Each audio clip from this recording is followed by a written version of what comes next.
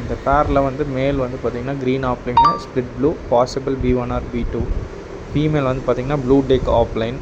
உங்களுக்கு ஏஜ் வந்து பார்த்திங்கன்னா 4 to 5 மாதம் ஆச்சு. டிஃப்ரெண்ட் பிளட் லைன் பேரு டிஎன்ஏவோடு இருக்குது. இதில் உங்களுக்கு என்னென்ன சிக்ஸ் எல்லாம் வரும்னு பார்த்திங்கன்னா க்ரீன் ஆப்லைன் வரும், ப்ளூ ஆப்லைன் வரும். அது போக உங்களுக்கு அந்த மேல் வந்து பார்த்திங்கன்னா பாசிபிள் B1 ஆர் B2 இருக்கிறதுனால உங்களுக்கு வந்து 1 or 2 சிக்ஸ் வந்து உங்களுக்கு பார் ப்ளூ ஆப்லைன் சிக்ஸும் வரும். இன்ட்ரெஸ்ட் இருக்கவங்க கூப்பிடுங்க, ட்ரான்ஸ்போர்ட் பண்ணிக்கலாம்.